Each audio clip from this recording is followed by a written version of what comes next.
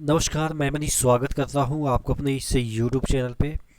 दोस्तों, रेलवे में एक और वैकेंसी आई है। ये आपके बम्पर वैकेंसी है। हालांकि आपसे रिलेटेड नहीं है, लेकिन आपसे ही रिलेटेड है।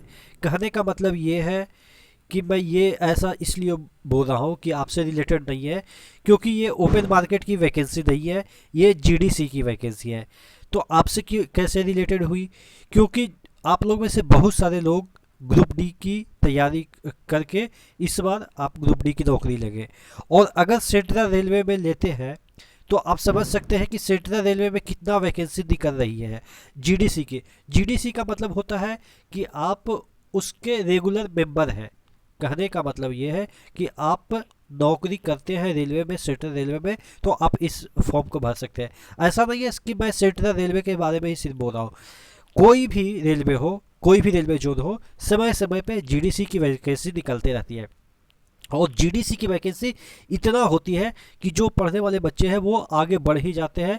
एक नहीं, दो नहीं, चार नहीं, 5 साल, मैक्सिमम 10 साल लगे, लेकिन आगे बढ़ ही जाते हैं। जिनके पास थोड़ा सा टैलेंट भी रहता है, यानी कि पढ़ते रहते हैं, वो आगे बढ़ जाते हैं। आप देख सकते हैं कि किसी जोन में 600 वैकेंसी ओपन मार्केट में नहीं निकलते हैं, और यहाँ पे जीडीसी में ही तकरीबन 600 के अराउंड वैकेंसी निकले हैं। आप देख सकते हैं कि जो इसका फॉर्म है वो भरा जा रहा है 28/10/2022 से 28/11/2022 के बीच, और इसका एग्ज़ाम सिर्फ और सिर्फ एक ही होता है। इसमें ना पीटी मेंस ऐसा नहीं होता है, एक एग्जाम होता है। जैसे ओपन मार्केट में क्वेश्चन होता है, वही वाला क्वेश्चन इसमें भी होता है। उसी तरीके के पैटर्न भी होते हैं, उसी तरह के सिलेबस भी होते हैं, और कट ऑफ काफ़ी कम जाता है। तकरीबन 60% के अराउंड, 55% के अराउंड कट ऑफ जाते हैं। और तमाम जो वैकेंसियां हैं आप देखेंगे कि किस तरह तो इसलिए मैं आपको कहता रहता हूँ कि जो आप है वो अगर ग्रुप डी के थ्रू सिलेक्शन लेते हैं तो रेलवे में काफ़ी अच्छा भविष्य आपके बन सकते हैं। अगर हम बात करें, देखिएगा, स्टेनोग्राफर के जो वैकेंसी है वो टोटल 8 वैकेंसी है। उसके बाद सीनियर कमर्शियल क्लर्क के, टिकट क्लर्क के जो वैकेंसी है वो 154 है, काफ़ी मात्रा में है। गुड्स गार्ड के 46 वैकेंसी है। स्टेशन मास्टर के 75 वैकेंसी है, और सिर्फ एक जोन की है। ये पूरा इंडिया की नहीं है, सिर्फ एक जोन की। तो आप समझ सकते हैं कि 600 कितनी ज़्यादा वैकेंसी होती है। ठीक है। और अगर हम बात करें जूनियर अकाउंटेंट असिस्टेंट की, तो यहाँ पे आपके जो है वो 150 वैकेंसी है। जूनियर कॉमर्शियल कम टिकट क्लर्क की 126 है। अकाउंटेंट क्लर्क की 37 वैकेंसी है। तो इस तरीके से आपके देखिए, अब यहाँ पे एज क्राइटेरिया की भी हम बात कर लेते हैं। तो एज क्राइटेरिया आप देख सकते हैं, यूआर में कितना रखा गया है, 42 रखा गया है। ओबीसी में 45 रखा गया है। तो यानी कि आप समझ सकते हैं कि 60 बरस तो आदमी का नौकरी ही होता है। तो यहाँ अगर ओबीसी की नज़र से देखें तो 15 बरस बचा हुआ है सर्विस का। यानी कि मैक्सिमम आप अगर सिलेक्शन लेते हैं तो एवरेज कितना मिलेगा, 26-27 में भर्ती लेते हैं, आप भर्ती में आते हैं, और उसके बाद आपको तकरीबन 20 साल मौका मिलता है। 26 से 36 हो गया, फिर 46 हो गया, यानी कि 18-19 साल आपको मौका मिलता है आगे बढ़ने का।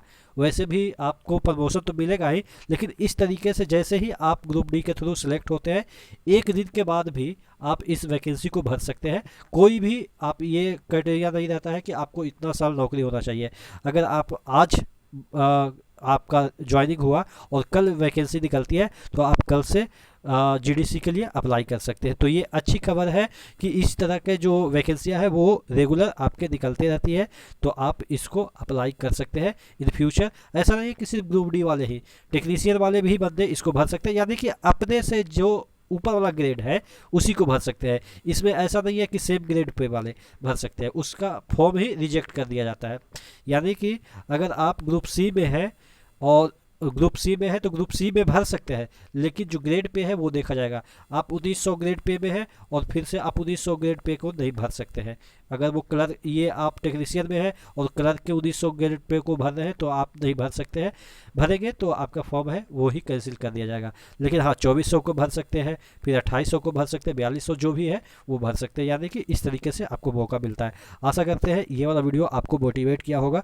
तो नए वीडियो के साथ मिलते हैं, तब तक के लिए जय हिंद। और चैनल पे नए हैं तो सब्सक्राइब जरूर कर लीजिएगा। नेक्स्ट वीडियो मिलते हैं। और ये वाला जो पीडीएफ है वो मैं अपने टेलीग्राम पे शेयर कर दूंगा। टेलीग्राम का लिंक डिस्क्रिप्शन बॉक्स में मैं डाल दिया हूँ। ठीक है, तो नेक्स्ट वीडियो मिले, तब तक के लिए जय हिंद।